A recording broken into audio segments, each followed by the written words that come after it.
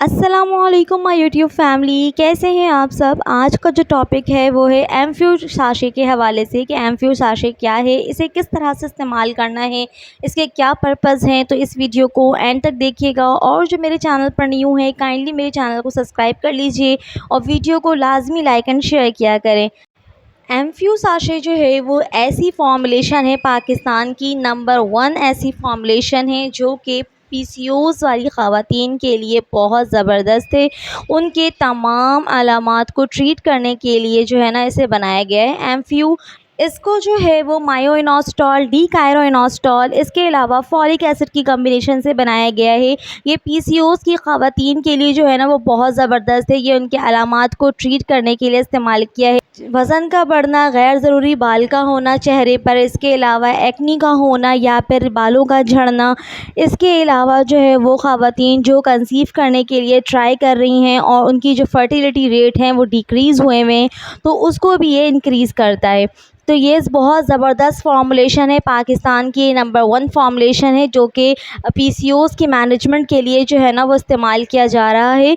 लेने का तरीका जो है वो बहुत सिंपल है कि आपने 1 से 2 साशे जो है वो इस्तेमाल करना है पानी के साथ। पानी में से जो है वो आपने डिज़ोल्व करना है और उसके बाद इस्तेमाल करना है, लेकिन अपने डॉक्टर से पूछ कर। कोई भी मेडिसिन इस्तेमाल करने से पहले अपने लाज़मी डॉक्टर से मशवरा कीजिए, उसके बाद इस्तेमाल कीजिए।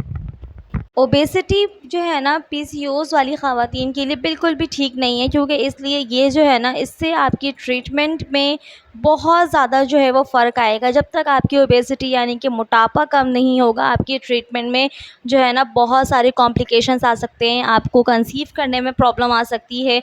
जो भी आप कंसीव करने के लिए मेडिसिन इस्तेमाल कर रही हैं, लाइक क्लोमिफेन सिट्रेट हो गया या इसके और अदर ब्रांड्स हो गए, अगर आप इसको इस्तेमाल कर रही हैं तो इसमें जो है वो आपको ये कॉम्प्लिकेशंस आएगी कि आपको कंसीव करने में जो है ना प्रॉब्लम्स होंगी। क्योंकि जब तक आपकी ओबेसिटी कंट्रोल में नहीं आएगी, आपका वेट कंट्रोल में नहीं आएगा, तब तक जो है ये इनफर्टिलिटी की शिकायत भी रहेंगी और साथ साथ ये पीसीओज़ के जितने भी सिम्टम्स हैं, अलामात हैं, इसको कंट्रोल करने में भी बहुत प्रॉब्लम रहेगी। इसके अलावा अगर मैं इसके साइड इफ़ेक्ट्स की बात करूँ तो इसके साइड इफ़ेक्ट्स कुछ ख़ास नहीं हैं, लेकिन हर मेडिसिन के कुछ ना कुछ साइड इफ़ेक्ट्स जो होते हैं वो कॉमन से होते ही हैं।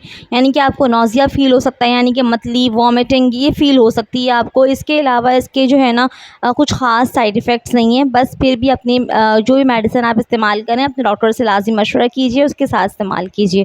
तो ये थी मेरी वीडियो एमफ्यू साशे के हवाले से। उम्मीद है कि आपको ये वीडियो पसंद आई होगी। कोई भी इसमें क्वेरी हो तो आप मुझसे जो है ना कमेंट के ज़रिए पूछ सकती हैं। अपना ख्याल रखिए, मुझे दुआओं में याद रखिए। अल्लाह हाफ़िज़।